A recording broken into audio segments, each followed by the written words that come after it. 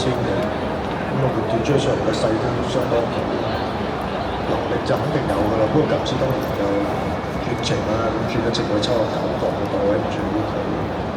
另外就又要孭重嗰質量啦，133磅，呢兩個都係啲難度。但係你跑道又冇得追啦，我哋都唔會話跟得好前嘅，即使8000。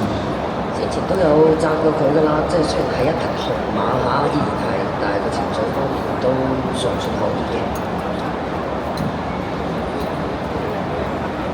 上賽跑嗰一次啲變化地嚟嘅，即係今日就跑翻個正常嘅場地，咁所以其實佢除咗加程場地，仲有個輔磅，我相信即係大家就要多少少咯。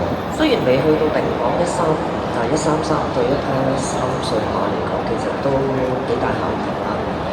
2號馬啦，全能勇士，佢係細隻好多㗎啦，即係爭成100磅就係幾乎。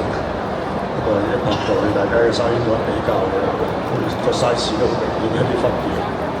出到嚟就唔係好安定，或者馬喐得比較多，都有啲行嘅比較短身啲。上次係做跑個第5就好威脅嘅，進步唔大嘅班長場。係咯，上次好似拉屎，跟住增速就真係唔多。能維持流速啦，其實今日呢個磅潘頓都可以再跑嘅，但係潘頓就唔跑。但血統咧加程就即係當然冇問題啦，但係都好明顯啦，大家都係北半球啊。咁個體型上面你睇下，體型上見到隻臭魚，連埋呢隻都係嘅。因為其實全能勇士咧1000磅都唔夠，咁啊呢匹咧都係匹大匹嘅，3號閃星閃亮。少咁複雜，林比嗰個集都叫我，不過就全部全掛曬。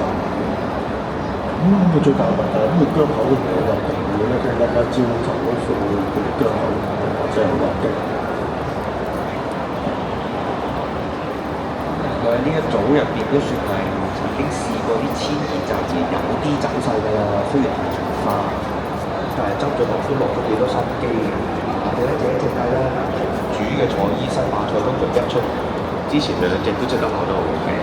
雖然就初次出賽，而家就報賽，即係草地啊。其實我覺得稍後時間可能都有機會跑地都可以試下㗎，即係個種咧都有啲能地積嘅。4號馬啦，奧林比安都係初出嘅。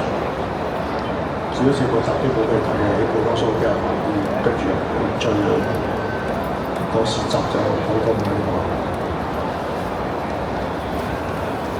可能如果睇香港嗰啲副馬嚟講，其實都係中場先居多。聽聞下線仲要跑長好多，聽聞係龍城堡。